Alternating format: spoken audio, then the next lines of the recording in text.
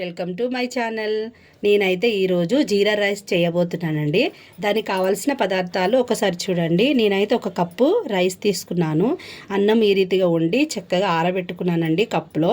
తర్వాత ఒక టేబుల్ సాజీరా, ఒక 2 పచ్చిమిరపకాయలు ఈ రీతిగా కట్ చేసుకున్నానండి. కొంచెం కరివేపాకు, ఒక ఆనియన్ ఈ రీతిగా సన్నగా కట్ చేసి పెట్టుకున్నాను. తర్వాత నేను ఒక కడాయి పెట్టుకున్నానండి. దాంట్లో ఒక 2-3 టేబుల్ స్పూను ఆయిల్ పోసుకున్నాను. తర్వాత సాజీరా వేసుకున్నానండి. సాజీరా వేసుకున్న తర్వాత నెక్స్ట్ మనము కరివేపాకు వేసుకున్నాము. నెక్స్ట్ ఆనియన్ వేసుకుందాము. ఆనియన్ వేసుకున్నాక పచ్చిమిర్చి కూడా వేసేసుకుందాము. వాటిని ఒకసారి చక్కగా కలుపుకుందాం.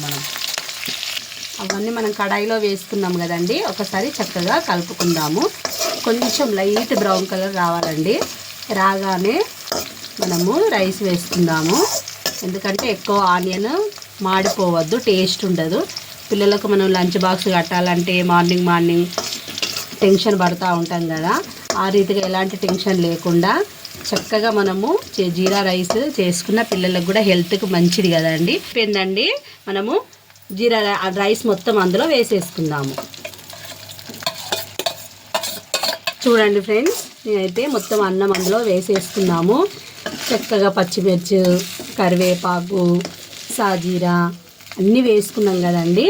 చక్కగా అవన్నీ కలిసేలాగున మంచిగా కలుపుకోవాలి. ఒకసారి అన్నం మొత్తం చక్కగా వాటికి కలిసేలాగున కలుపుకోవాలి.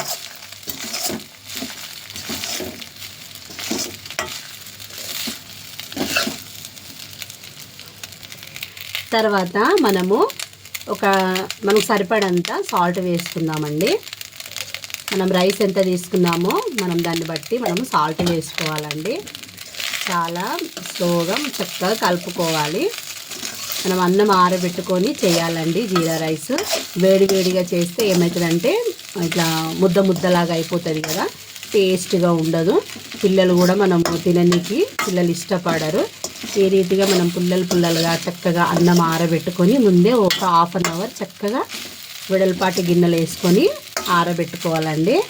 ఆరబెట్టుకుంటే చక్కగా రైస్ పుల్లలాగా అవుతుంది. చూడండి ఫ్రెండ్స్, చక్కగా కలుపుకున్నాము. ఈ రీతిగా అయింది ఫ్రెండ్స్. దాని తర్వాత మనము ఒక బౌల్లో వేసుకుందామండి. మొత్తం రైస్ని ఈ రీతిగా చక్కగా స్లోగా వేసుకుందామండి. ఎందుకంటే అన్నము వేడిగా ఉన్నప్పుడు చేస్తే బాగుంటుంది కనుక మనం చక్కగా ఆరబెట్టుకోవాలి. ఈ రీతిగా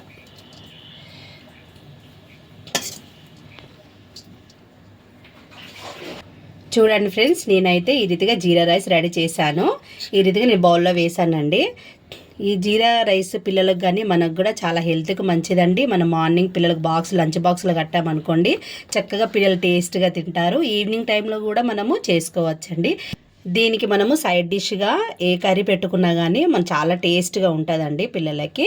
ఈ డిష్ కనుక, ఈ జీరా రైస్ కనుక మీకు నచ్చినట్లయితే ప్లీజ్ ఫ్రెండ్స్ లైక్ చేయండి, షేర్ చేయండి, సబ్స్క్రైబ్ చేయండి, నా ఛానల్ని సపోర్ట్ చేయండి. Bye friends.